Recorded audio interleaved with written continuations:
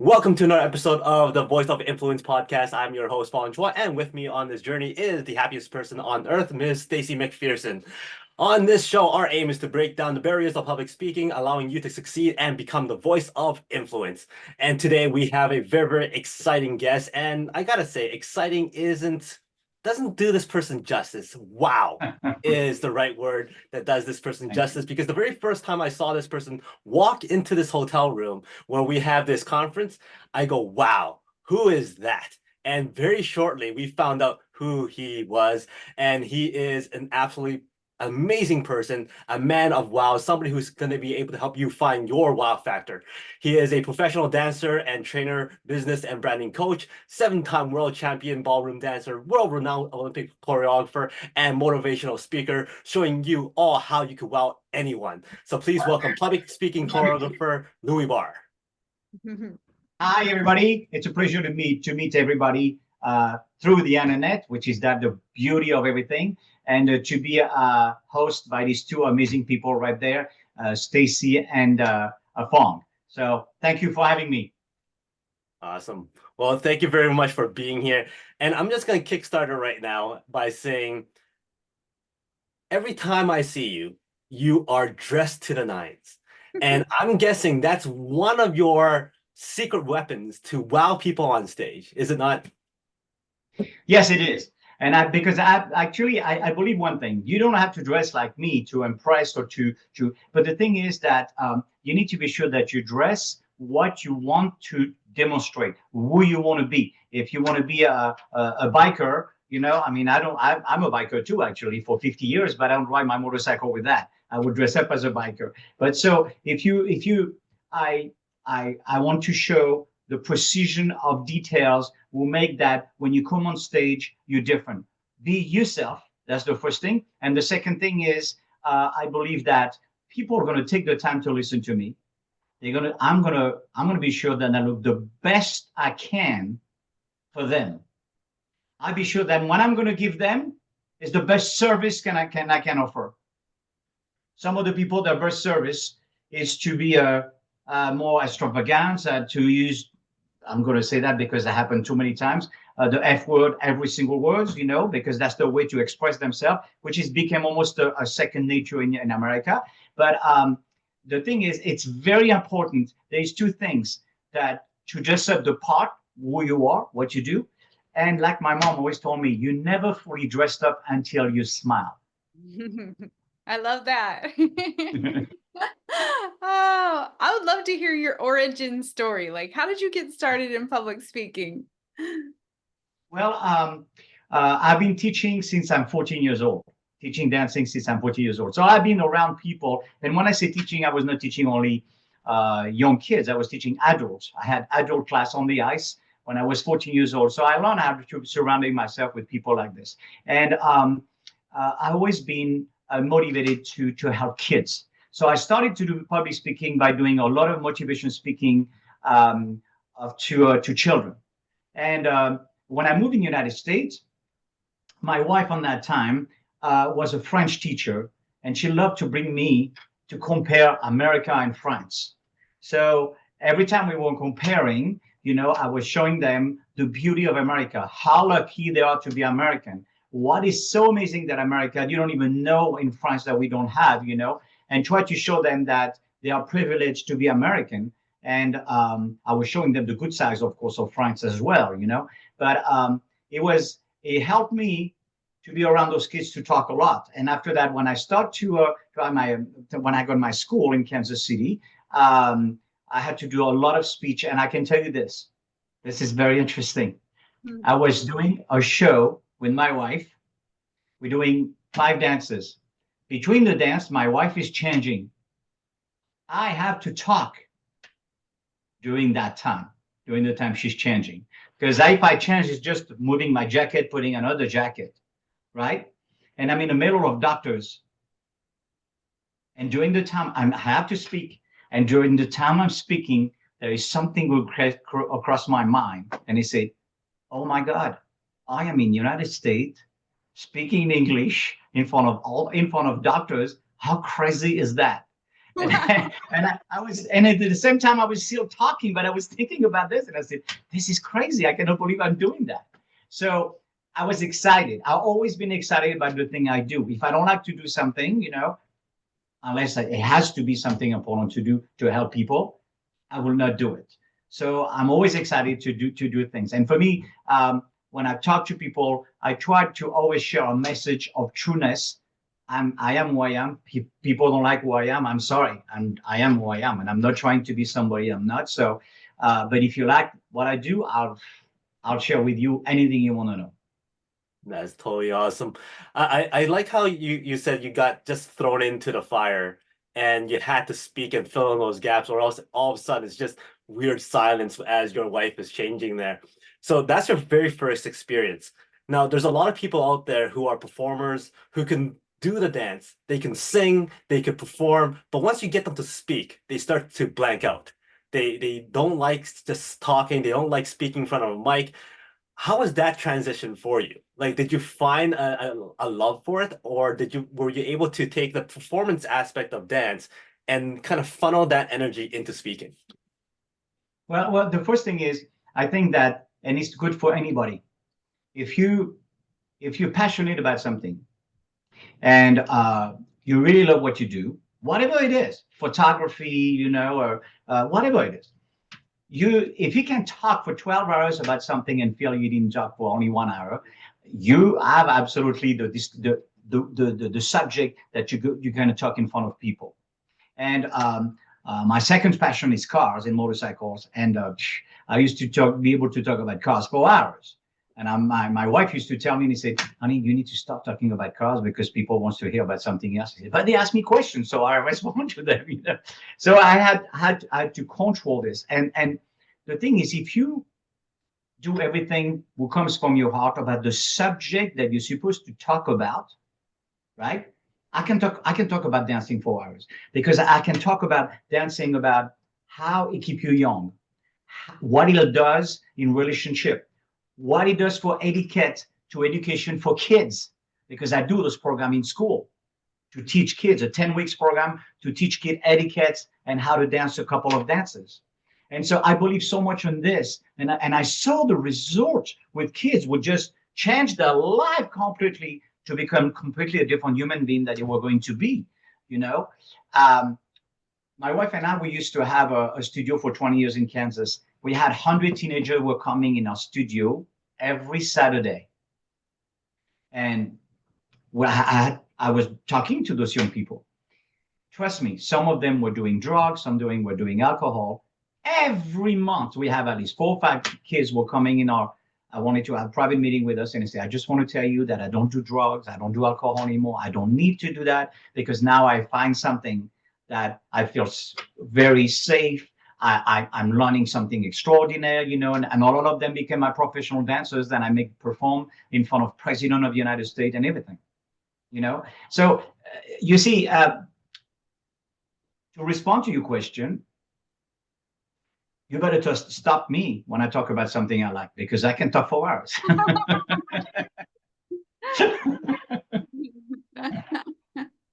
Awesome. I love it. Oh, that's so good. Yes. I loved Fong's question. I was curious about the same thing, because I wanted to know what it was like to be a performer where you're dancing, then being on the stage where you're using your voice. And so I really love that you shared that with us. Thank you. That's great. You're welcome. You're welcome. I would like to know any kind of like mistake you've made, or something that was like embarrassing or something like that. I think those stories are fun to hear too. Okay. I'll say, actually, I want to say something very important about this, because I believe that any mistake you do is a gift. Any mistake you do, it's a gift. If you are, everybody knows they're taking their phone, they're filming themselves, and they didn't pay to see something, so they get clumsy, on the rock or one, everything like this, and the people say, "Oh, I need to film it again." I say, "No, you don't film it again. You use that for you. You just use it as your advantage. You say, you see, I'm trying to be fantastic on the camera and I cannot even walk. So give me a break right there. You need to take that as your advantage." And so every time that I will make a mistake, I'm trying to see if there is really something, then I say I say that in a couple of 2 or 3 people. It was teaching a class. There was 2 or 3 people. There was not that many. And this is very funny. And this is sorry for what I'm going to say. So, and I said, because I was learning also the language of teaching, and how the people teach. And they say, some people, you say, mock me. So mock what I'm doing, and I said, and you hear most the word F than M. So I said, okay, guys, everybody, fuck me, And I said, no, mock me. I'm sorry. You see? So that, trust me, embarrassing that it was. So I tell you what for me, when I see the people laugh, it gives me fire. It gives me, because they realize that it was not done in purpose, So I laugh with them, and I said, and I just play with the fact that I made a mistake, if they don't respond to this, which is very rare, because the advantage is to be in United States with a French accent, as much as I'm trying to lose it, the people say, don't ever lose it, because it's charming. I don't think it's charming, but if they think so, I'm going to follow what the people say. Any mistake is a gift for me. So when I make a mistake, I make a fool of myself. See what I'm saying? Always. I use that to show that, hey guys, I'm like everybody else. I can make a big boo-boo, and here that's a good example right there. I probably fell a couple of times, because I was trying to do a move and I fell or something like this, but it always, I'm going to use that, and I consider it's a gift that when I make a mistake. I liked how you brought up your accent and how originally you said you wanted to get rid of it, but now you embrace it. I know a lot of people out there who, because of their accent, they're very, very cautious to, oh, I don't think I should speak, or I don't think I should go up there and do a presentation because people aren't going to understand me. What do you tell these people or recommend these people to do, think about, or to perceive when it comes to their accent? How do they come to embrace it? Okay, so they have to do this. I do that every time. I take the microphone and I start speaking like this, and I say, so can you hear me? What kind of microphone did you give me? He has a French accent. I don't need a microphone like this. Well, at least I tell you what, you're going to have to deal with that the whole night, because I don't think they can change it. So we're going to deal with that. So one more time, I use that as a gift. So what they need to do is to always be sure that an accent is that show that you can speak 2 languages. What we say about, how we call somebody who speaks 2 languages, bilingual. Somebody who speaks 3 languages, trilingual. Somebody who speaks 1 language is American. I've heard that. So that I think this is one of the things that when they come on stage, if there's something they're afraid that the people are not going to understand them, they have to be the one who make the point out of it to say something. The funny things that I do at the microphone every time, the people react right away to it and they laugh. And I say, now, be sure that if you don't understand something, you raise your hand and I'll repeat that. Maybe I'll use some other word, or eventually I'll say in French. But we'll be sure that the message is getting through. You see that? So if you, there's a comedian in France. He's deformed. Yeah, he's very short. He's like this, and you can tell that he's born with a lot of handicap, and he's one of the funniest guy, because he laughs about himself all the time, and he just said, I'm just a normal guy, but imagine when I want to apply for a job, and they said, people look at me and they said, oh my God, what happened to you? And they said, so he explained, he said, people react too much. People say, no, you're like everybody else, I'm looking for somebody who can move a truck. Yeah, well, you look at me, I'm going to move a truck. You see, so I think that when you have an accent, just make the point that you're here. I'm not doing bad at all. I really have an accent. I'm from there, you know. That means compared to any of you, I speak 2 languages, at least, you know. So make it funny, quick. You know the 3 words that I use on everything I do today is quick, easy, and fun. Quick, easy, and fun. If you can make it quick, the people are going to listen to you. If you can make it easy, you make them feel smart. And if you make it fun, you make them feel very happy because they laugh. Quick, easy, and fun. I love it. I love it. Yes, that's so awesome. I am such a proponent for making things fun. If it's not fun, yes, absolutely. You should do. You should do, Stacy. That for sure. And speaking of, I would love to hear how you make it fun for the audience, because you are amazing at making your speakers be set apart. Like they are somewhat different. They've done something memorable. Like, how did you come to that ability? And maybe give us some examples of how you really make your speakers stand out.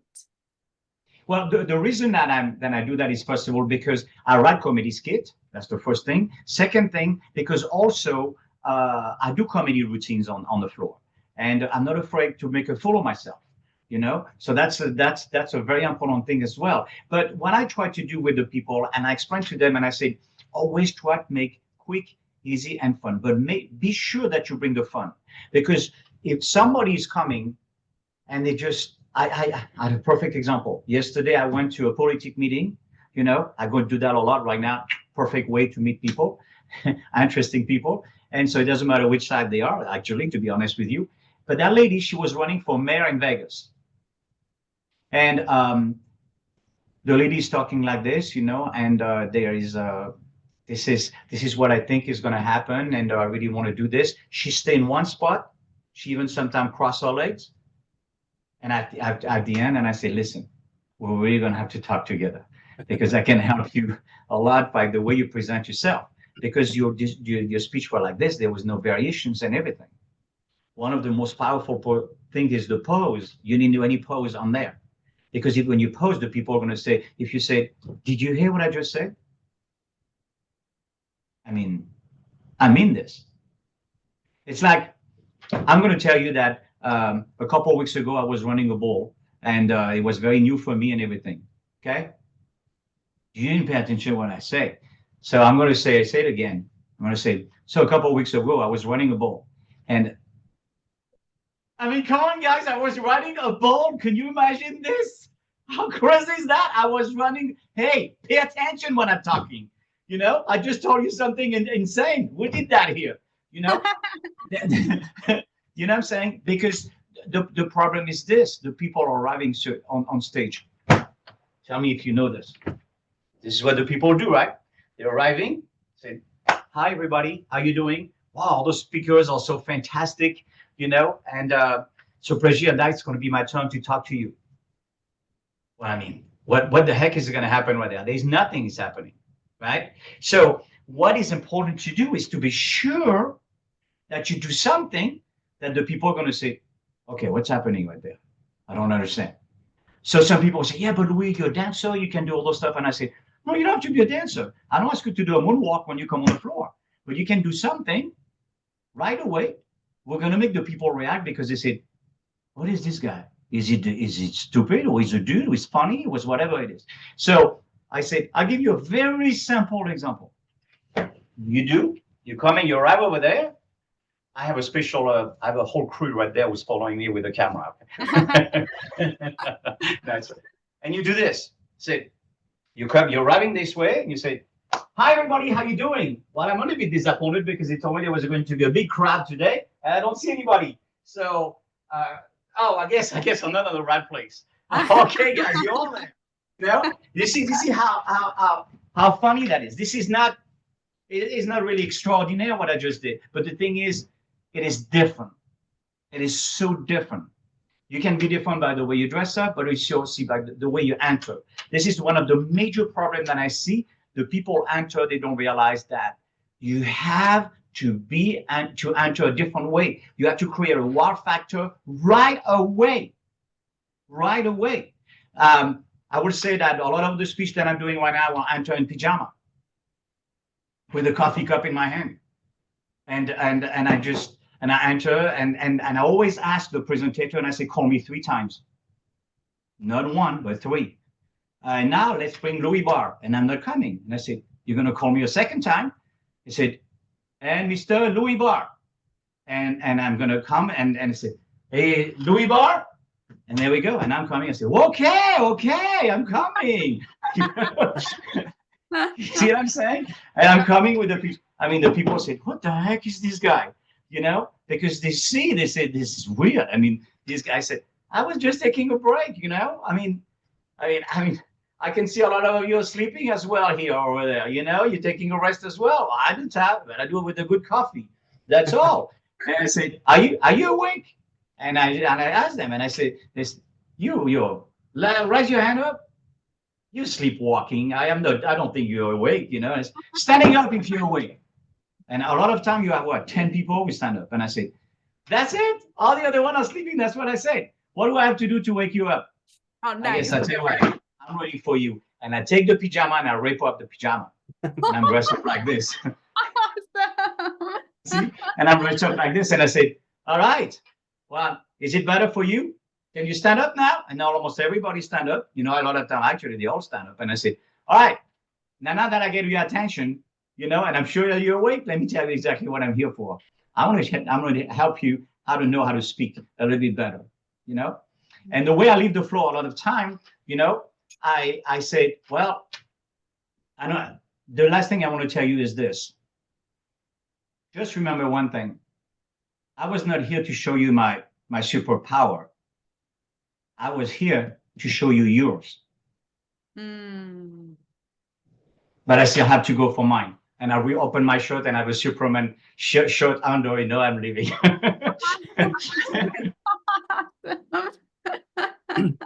That is absolutely awesome. I mean, I've seen you tear away those pajamas before. And Yes. like, man, I want a pair of those because it makes it seem so fun to be able to do that. So Yes. I need to get in touch with your tailor there. Yes. No, Yes. a lot of what you shared takes a lot of guts in a lot of people's minds. It takes a lot of confidence and it takes a lot of chutzpah to go out there and pull those gags off or pull those words off to get that full effect, or else it becomes very mechanical and it becomes very inauthentic. So in order to do so, a person needs to be 1, confident, and 2, comfortable with their body, comfortable with the stage, comfortable with the audience. So for somebody like yourself who has years and years experience, what would you recommend people who don't have that experience to work on so that they are comfortable with their body, with the stage, with the audience? Well, the first thing is they need to take something that they like. What is Fong, tell me one of your favorite movie or one of the things that you like to do. I'm a big comic book guy. I love Batman. What? I love DC. I love superheroes. Batman. Okay, you love Batman. So I'm going to take an example just like this. If you like Batman, you know, you will ride with the cape, you know, and with the mask in your hand, not on your head, because you don't want to move your hair too much. You work 2 or 3 hours to be sure it's fixed, so you want to be sure you don't move it too much. And you will arrive with that. So the thing is, yes, the people are afraid. They think that they're going to make a fool of themselves. But the thing is this. If you want to look like everybody else, why are you a public speaker? You have nothing to offer. You're just another dude we're going to pass through, or another lady we're going to pass through and just share a couple of information. The number of people who talk, and sometimes very good, actually, very good. And they have even PowerPoint, and the PowerPoint is loaded with things that you cannot even read 2 words out of it, rather than have 5 or 10 words maximum, right? But it's the first things that the people need to understand. What can I do? that I will like, and they will represent me. Well, if you like Batman, so you say, okay, you wonder why I'm wearing a cape and I'm looking like my mask? Well, it's because, I'm absolutely so obsessed with Batman. Then I'm actually, after that, I'm going to fly. I have to fly out of this. And I don't fly dress up like everybody else. Every time I go in plane, I wear my Batman outfit because that's what I want to do. I will take what you like and I will do. If you like Harry Potter, you will come and you will say, all right, well, I wanted to talk to you, but I need to put my glasses on, and and so I will compare to something I know. Because what are you doing when you do this? Something you like very much, you can talk about, if it's motorcycle you like so much, you make a relation with this. And what you do is because you bring the people from a subject that you're supposed to talk about to something that has nothing to do with it, you keep your attention alert. Yes. That's it. Do you understand what I'm saying? You see how I make the pose? I make the pose right there. That's heavy when I'm saying this is a big thing. You know what I'm saying? You keep that attention alert because this is the biggest problem. This is the curve of somebody we start speaking average. Somebody with a little bit of idea, they're going to do this and this and this. But in reality, you have to start right away very high, because by starting high, you already get the attention by doing an entrance, which is completely different. And after that, every 1 minute or 2 minutes, depends if it's 10 minutes, 20 minutes, you have to create a wow. You have to create a wow. And it can be so funny, so ridiculous. You have to get out of the box. That's the idea. Every time you have to get out of the box. And every time you get out of the box, even if you don't know how to say it very well, but you have, for example, a PowerPoint and everything, I have a PowerPoint where when I present it, in the middle, I talk about my team, and I say, be sure that your team knows exactly what you're trying to portray. This is very important, So I show my team, and everything. And after that, I have a girl in swimsuit, super gorgeous. And I say, so you know that those people, they're going to be the one who put the work for you. Well, obviously, this one didn't focus too much on the work right there, And you see a beautiful girl. So, and I said, I'm going to have to talk to him because this is. What do you think? It's completely out of the thing. The people laugh at it, And after that, I keep talking and I say, okay, lady, I got it. And there we go. I have a guy also, super sexy, more 6'ab and everything. You see, I thought about you too. Don't worry about it. So there we go. And you see what I'm saying? But I keep the attention going because they always wonder, if you do that 2 or 3 times, they say, what the heck is he going to do? I cannot lose the attention because I don't want to lose the new thing's going to happen. They know that I'm not going to stop here. They know that something's going to happen, right? So you're shy. You're not really sure exactly what to do. Well, first of all, you can have 2 amazing coaches that I know very well. One is Fong Chua and the other one is Stacy McPherson. Okay. And they can help you to create this. But speak and get completely out of the box and come back to your speech out of the box completely. I told you to not call me here. I'm on the speed. I'm on the stage right now. No, I cannot talk to you. Come on, those people. Yeah. Just, what I'm saying? You see what I'm saying? I mean, this is kind of, but this is so out of the box that you bring the attention to the people again. Mm-hmm. Does that make sense? What I'm saying? Yes, totally. What I got before I let Stacy ask the next question, what I got was I need to tell Jessica I need to buy a Batman suit. I got it. Louis told me to buy a Batman suit or else I can't be successful in speaking. I got it. Awesome. I love it. Well, I've spent so much of this podcast already laughing. So I would love to either hear a funny story or hear your take on laughter. Like, why is laughter so helpful for a public speaker to be able to elicit in their audience? Well, the major reason is I think that we've just been through a very, very dramatic things in the whole world with the pandemic, and I think that there's also through that pandemic, we get some movement of hate, who just didn't work well, walking in the street and people got killed because there are so many negative and so many, I mean, the road rage, it became almost a fashion now. This is absolutely ridiculous, right?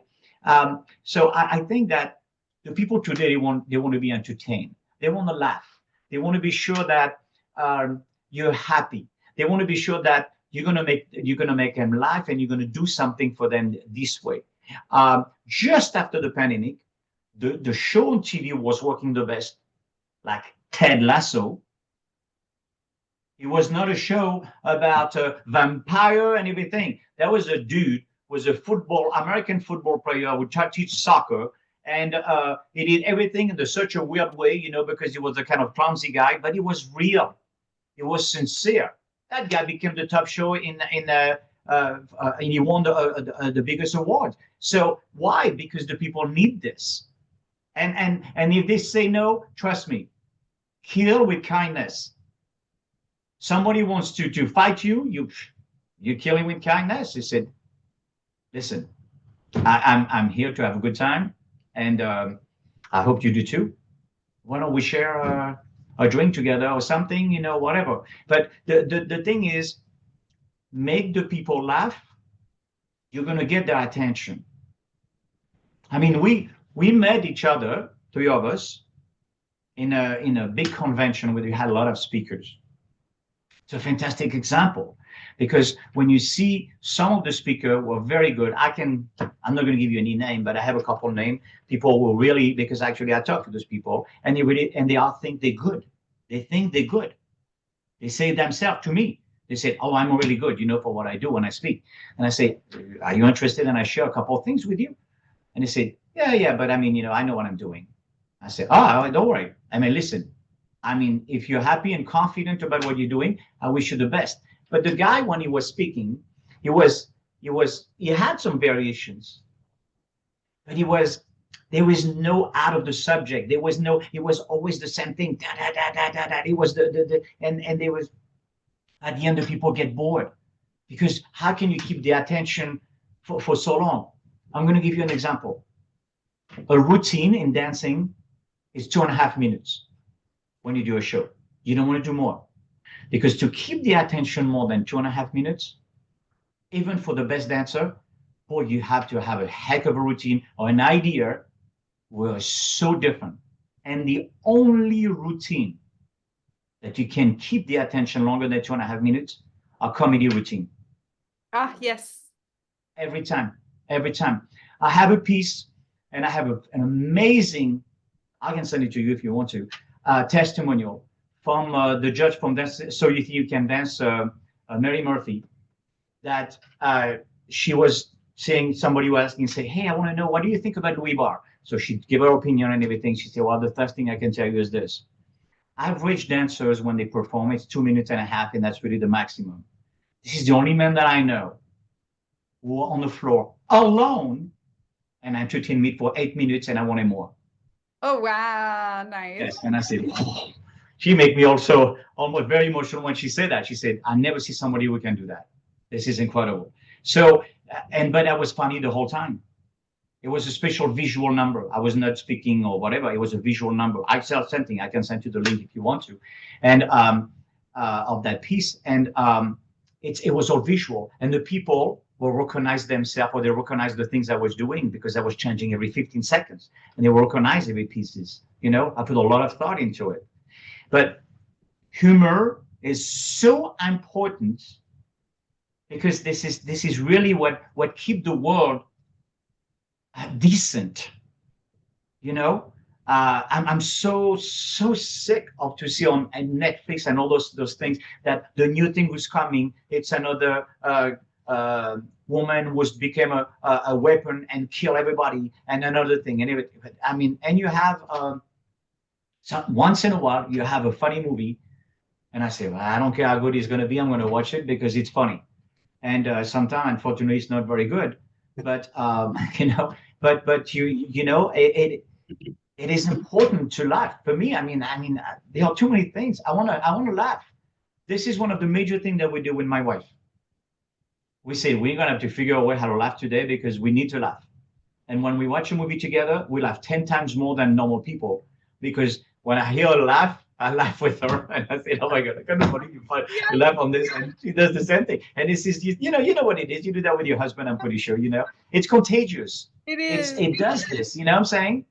And I write comedy skits, and sometimes when I say that to my wife, she say, "I don't think it's that funny," and I say, "No, you know what is not funny?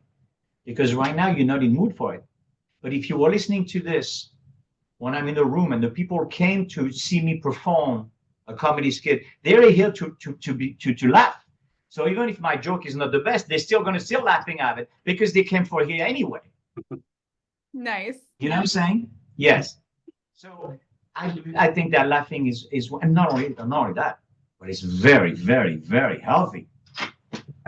This is one of the healthier things you can do.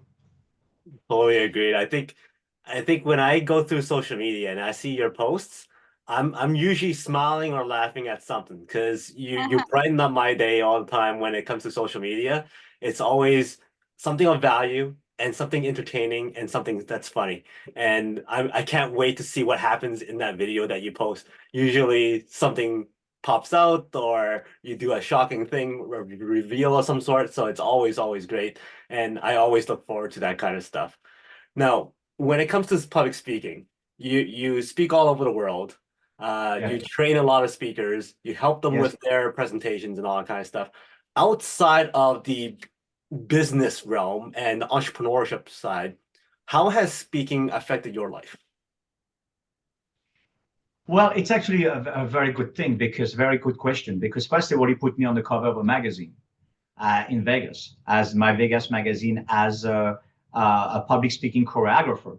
Because first of all, my qualification are very unique because I call myself a public speaking choreographer because I can call myself a choreographer because I am a choreographer. And this is what I do. I choreograph things for people to be on stage. What he does is a lot of people.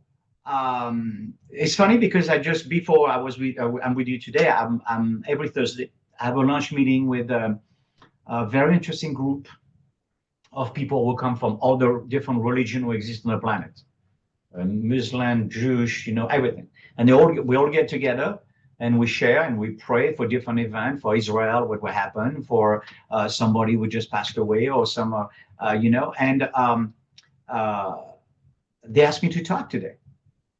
And I talk about a couple things about different things, and I said, "Wow, I was not expecting to talk today." So how does it affect my public life?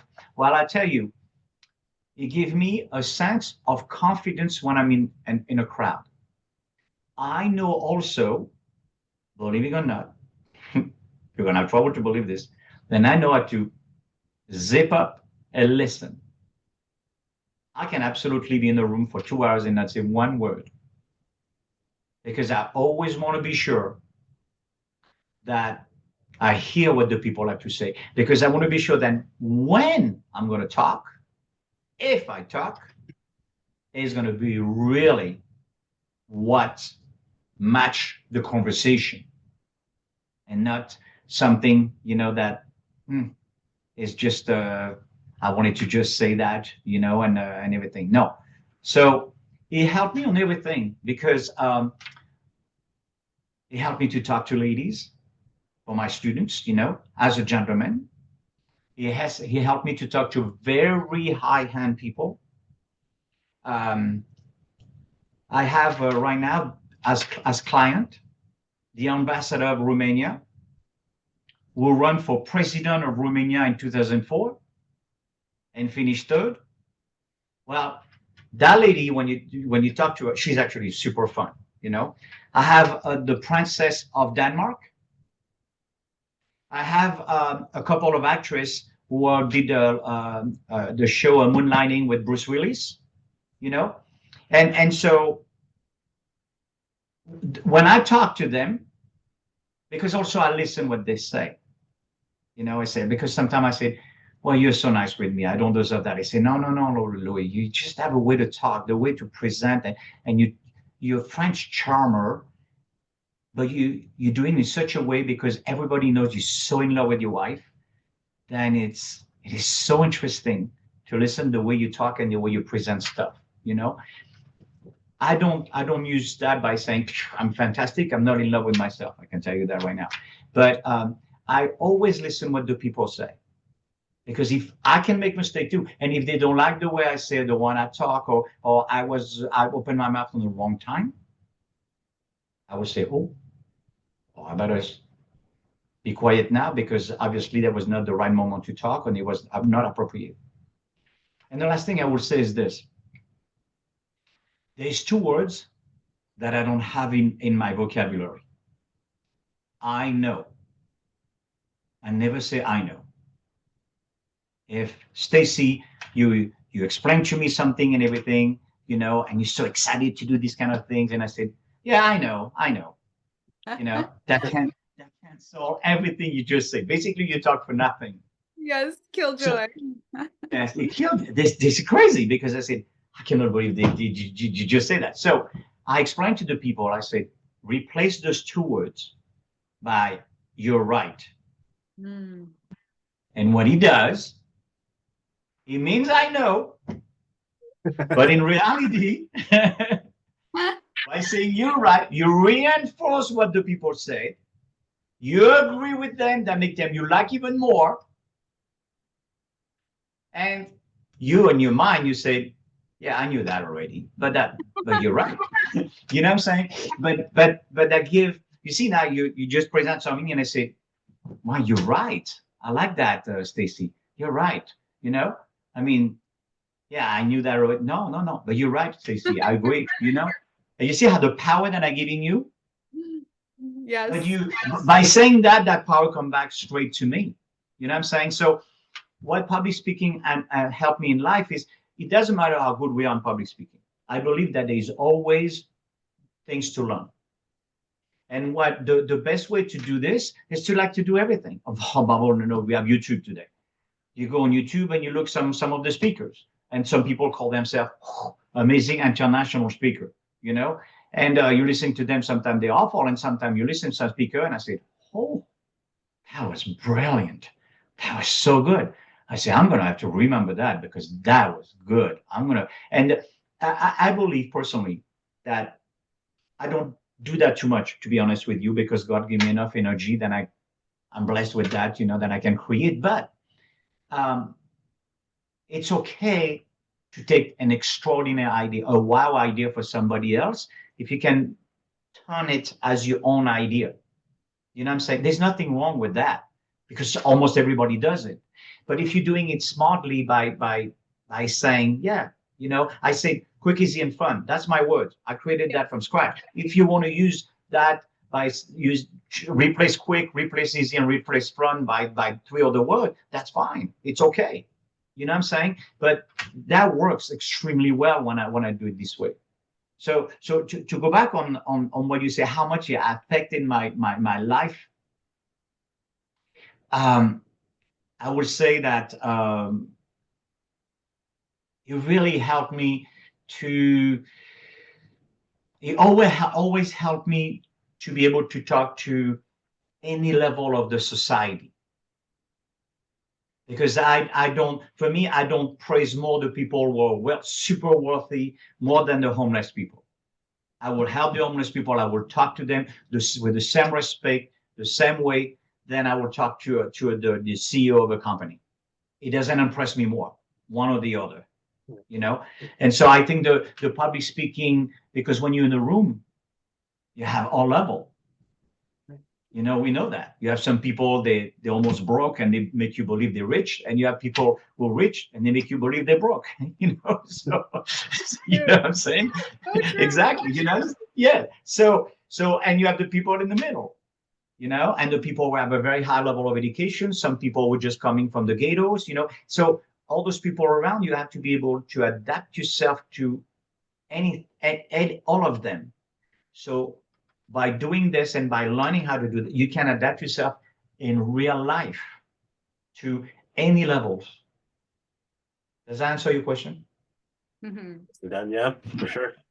Stacy, anything else that you want to touch on? Well, I'm so excited for your rapid fire questions. This is my favorite part.